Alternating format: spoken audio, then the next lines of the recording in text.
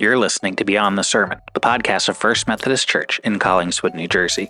On our podcast, the goal is not just to share our sermons, but to go beyond the sermon and talk about what we're learning and what God is doing in us and in our community. The conversation you're about to join was inspired by our 2024 sermon series, This Is How We Know, the message of 1 John for us. This series is all about how we know that we are walking in fellowship with God and with one another. You can find more information about our church at fumccollingswood.org. You did it. You're done. Preaching 1 John? Yep, never have to preach on it again. That's how that works, right? I don't know about that, but pretty sure there's a lot more we could have gone into in 1 John. Oh, there's a lot of stuff that maybe we read but didn't really get into the depth of. Anything from this week? There's that section in there that talked more about the testimony of God and the water and the blood and the Spirit. All three testify that, has some different interpretations of, either Jesus' birth and his baptism testify, or his baptism and his death. He didn't come in just physical form, but it also wasn't just some spiritual thing that happened at his baptism, and the Spirit testifies to that he is who God says he is, which is his Son. Yeah. He came out of the water at his baptism, says, "This is my Son, whom I love. In him I am well pleased. Listen to him." We're still figuring out what that means. To listen to him? Yeah. This has nothing to do with anything, but I'm curious because someone brought it up and then Tim agreed with him. I was like, if Tim agreed with him, then that means he probably learned it from you. Was Jesus not a carpenter? So the word in Greek is tekton, and it means a craftsman. Mm-hmm. And I think the problem with saying carpenter is limits it to wood. We tend to think in terms of wood and building. Yeah. More likely, he was probably a stonemason, because that's what they would have built homes with. What? Changes everything. But does it? It does. You can't title a book More Than a Carpenter if he wasn't a carpenter. Okay, sure. Changes that for sure. It's like, oh man, I need to learn more about that. That really messed me up. Starting over. Mother's Day. What did you do for Meg and your mother? We're not big on Mother's and Father's Days. We have absolutely nothing. So Scott's not really in the podcast mood today because mentally he's not there, but he would love to be in full vacation mode. Because it's coming soon. Yeah, this time next week, he will be driving dozens of hours across this beautiful nation of ours. Well, mostly beautiful nation of ours. There's a couple of states that driving them is not. Yeah, we'll go through some of those, like Kansas, Western Missouri. You can at least go through them fast. They know there's nothing. You're not stopping for anything. True. Their speed limits are 80, 85, and you just keep going. It blew my mind. We were in Montana on our way to Yellowstone a few years ago, and we hit one point. We're on the highway, speed limit 90 miles an hour. What? I was like, what? I was like, but I guess if you set the speed limit, if you know people are going to go that fast, if you set the speed limit that fast, then you just don't have to pull people over. They're going to go that fast anyway. It's not like there's anything to stop for. And no one's like turning into the traffic or turning out. No, I mean, this was on a freeway. Yeah. It was probably I-80, I-90, something like that. Yeah. Oh man, yeah, no. When you get out west, there's just some weird driving where I remember there's a stretch in Utah where like they start giving you warnings. They're like, the last gas station for 140 miles is coming up, so if you're gonna need gas in the next 140 miles, you should refill up here. Which I'm sure their prices are cheaper at that location, than other places. There was a place like that on the Pacific Coast Highway when we were out there a couple years ago. I was like, this is the only gas station for 70 miles or whatever as you're winding your way along the coast. It's wild. So where's the family going? What are you most excited for? We are driving a cross-country adventure to the southern Utah and Arizona to see a bunch of the national parks out there. What's known as the Grand Circle. Arches all the way across to Zion and down to Grand Canyon. Yeah. Yeah. So, somebody did tell me when they heard that I was doing that, they said, please don't pull a Jeremy when you're in the Grand Canyon. I insist. I still insist. I'm like, go hike. Go hike into the canyon. Take the old people route. There's water. There's bathrooms. Like, whatever. But, like, go into the canyon. Anyone that ever goes, please walk at least 1,000 feet deep into the canyon. Not 1,000 feet, like, pathwise, but, like, depth into the canyon. It will drastically shift how you, like, experience the canyon. Yeah, so Meg got out some books for the boys from the library recently so they could begin to think about what we want to do and see in different places. And she was reading a book to Eli, and it was talking about just how big the canyon is.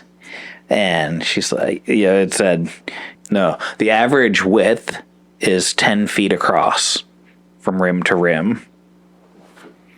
What are you talking about? That's what it says. The average width. Of the Grand Canyon. 10 feet. Oh, sorry. 10 miles. Okay, that makes way more sense. Sorry. 10 miles. I'm like, Scott, is it talking like across the river? Because even the river's not that narrow. Listen, you're the one who already told them that my brain has checked out. That is true. I'm not even preaching this Sunday. 10 feet. I'm like, and you're looking at me with the most serious face, like I'm crazy. 10 miles. 10 miles, that checks. And at the widest point, it's 18 miles across. Yeah. And so we were trying to communicate to the boys, like, just how far that is. Because they're like, well, it's 10 miles. Like, we don't know what 10 miles is. Like, between your house now and where your other house was. Yeah, well, and that's what, because we had just driven down to my mom and dad's for Mother's Day. I was like, so that's 13 miles by road. So if you stretch that all straight, that would be as wide as some parts of the Grand Canyon. Yeah. And some parts are wider, some parts are not that wide. But like, Eli was just like, whoa. Yeah. And it's, it's a mile deep. Mm-hmm. And he's like, well, how far is a mile? And Meg said, well, that time that we walked to Rita's in Haddon Township, Haddon Avenue. He's like, yeah. He's like, that's about a mile. He's like, it's that deep? Like, just beginning to get a sense of the scale of it. And I said, that's why it's the Grand Canyon, not just the pretty big canyon. Yeah. No, and it's it really is magnificent and hard to fully take in. And I'm glad you guys are going near the Desert View Tower. That's like my favorite section of the canyon because it's in that like the largest bend, so you can really see down both ends of the canyon, which is amazing. And the length, it's over 200 miles long. Yeah, I think the book said 277 or something. Yeah. And so the first time I was down at the bottom at the river, we were seeing all of these rafting groups go by in the afternoon. You'd see one or two every afternoon. And then one afternoon we got so excited to see the river again. It was so stinking hot that we just like dropped our packs, me and my cousin, and we ran and we went swimming. And then we came back to find that crows had picked apart our backpacks to get to some of our food. And so that night, though, we lucked out that we ended up camping next to one of the rafting trips. They set up camp on the shore. Mm-hmm. And so they gave us some leftover chili and cornbread. And nice. All the things you couldn't pack down gave into us the some oranges and granola bars for the road. But they were telling us how, like, if you have the money, and I recommend it for those that like physically can't get to the bottom anymore, but you want to experience it, is there are apparently rafting groups that you can do like a 7-day to 2-week trip where you just need to sit in the boat. They steer the rafts. They do all the hard work. They set up your tent. They do all the cooking. Like, you just get to enjoy, and then they'll take you out and they'll take you on like little half-mile hikes into little crevices and sections of the canyon. But you really get to explore like almost all of the canyon. That's incredible. From the river. Yeah. Now, is it cheap? Probably not. I'm sure it's not. Because I've looked into some of the excursions around the Grand Canyon, and they are not. And it's been interesting to me. I've told some people that were going to the Grand Canyon, they're like, I wasn't that impressed. They're like, I'd much rather go back and spend more time in Zion or Bryce. And I'll tell you why. Because they didn't hike in the canyon. I wonder that. Because some of the people that I've talked to about it seem like the kind of people who are going to go and stand at the rim right where all of the concession people are, and like Grand Canyon Village. Yeah. Look at it for a little while and get back in the car and go on to the next thing. Because that's the thing. So when you tackle the other ones of Zion, whatever, like as you move, as you're driving in the car, you're in the buses or whatever, and like everything's shifting and changing, and you walk for a half mile or a mile and you're like seeing these new parts of it. Yeah. Or when you get to the Grand Canyon, it is so unfathomably big that it looks like you're just driving or walking by a giant painting of the canyon. And it's like, wow, this is huge. How long can I stare at this one picture? Yeah. This one image, this one thing. And, if it's a cloudy day, like partially cloudy, you can see how the shadows shift over the canyon. Sure. And that's really pretty. So if you're like geriatric and you just want to sit on a bench on the edge and watch the sunset go down and the colors change, very, very beautiful. But I can see that it feels very monotonous. Yeah. Like this is your view. Enjoy it, and maybe you'll see an elk walking by the road while you're driving to the village. But it's really when you get into the depth of it and you see the shifts and the changes and the different plants and the different rocks, and then you're seeing it from completely different perspective, and your brain can comprehend more the depth and the grandness versus this feeling like this is one size fits all. That's where I think, because that was me as a kid. I went there first time, 6 years old, because I had family in Phoenix, and so we went out, and my mom had never been. She's like, we gotta go to the Grand Canyon, and it's like 3-4 hour drive from where my aunt was, and the whole car ride I was like, why are we driving this far to see a big hole in the ground? Like, that was me over and over again. And, it's one of my mom's biggest dreams, and I'm just poo-pooing it for 3 hours. And then we get there, and I look, and I'm like, I was right. It's a big hole in the ground. I threw a rock to see how long I could hear it go down the canyon, and I was like, can we go now? Classic Jeremy. The worst. I was the absolute worst to my mom. And so, like, to go from that to it being one of the places that, like, I've most enjoyed. And they didn't hike the first time we went, so is it my mom's fault? Maybe. But I can definitely understand that perspective. Yeah. And see, because they're really, it can feel like just one. You see it, and then, like, what else is there to do? Bam, you mentioned a couple weeks ago that you had your whole baseball collection of different stadiums that you've visited. Which ones are you visiting on this trip? We're going to see a Cincinnati Reds game on the way out west. And then after we've done all of our camping and stuff, we're going to head down to Phoenix. We'll see an Arizona Diamondbacks game there at Chase Field. And then on the way back east, we're going to stop in Arlington, Texas, and catch a Texas Rangers game. Are they bad? They won the World Series last year. Shows how much I know. And the Diamondbacks are the team they played. So how long are you going to be gone? We are going to be gone from Tuesday, the 21st of May, until the 8th of June. So it's like 2.5 weeks. We've been saving up our vacation time from this year.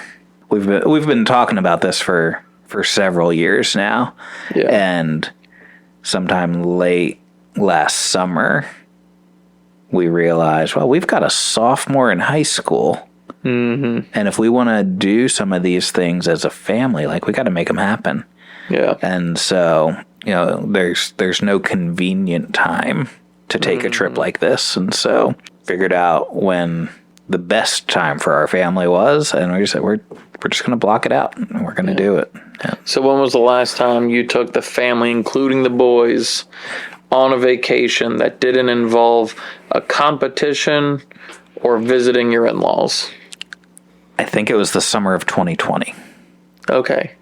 We went up. I don't think quarantine counts as a vacation. That's not what I'm talking about. But we went and camped in New York in like the Finger Lakes region. Nice. Finger Lakes, and we went up and camped on the shores of Lake Ontario. So a couple different places in there. And then in 2019 was like our last really big trip. We went out to Yellowstone and Grand Teton. Yeah. And Teddy Roosevelt National Park. The boys were so young. Saw the arch. They were. And that's the thing. Like, does Eli... Eli doesn't really remember it. Wow. No. And that's like a little bit heartbreaking to me. But we realized... No, it's not, because now you're thinking, like, I guess we got to go again. Oh, darn. Well, I mean, that's true. But it probably won't be while Tim is still in high school. Or whatever. And so we realized, like, we've got a window right now where... Tim's still with us, but Eli's old enough that these could be like lifelong memories. Yeah. And make it happen. That's really, really awesome. So how can the church be supporting you while you're gone? Any problems, call Jeremy. Hagen? No, I think I would appreciate the church's prayers. This hasn't been an easy season in the life of our church with, all the things going on within our denomination and that kind of stuff. That's weighed on me. And there's a lot of good stuff happening in the life of our church, like the food pantry. We've mentioned some of these before, like the food pantry, Lamb of God coming in and partnering with us. But all that takes energy and it takes time. And so I'd ask the church to pray that I'm able to appropriately disconnect from things here so that I can really engage the time well with Meg and the boys and be present to where we are. And, one of the beautiful things about it is that I can trust that God's still working here in the congregation, in the church, through other leaders and staff members. And just because I won't be here for a few weeks doesn't actually mean anything. The church is still going to move forward. Things are still going to happen. We're still going to have Sunday schools and Bible studies and church services. And none of that stops just because I'm not here. And it's a cool thing to be able to trust God. Yeah, and I think that prayer requests don't want it to just be like a subliminal don't contact me separation.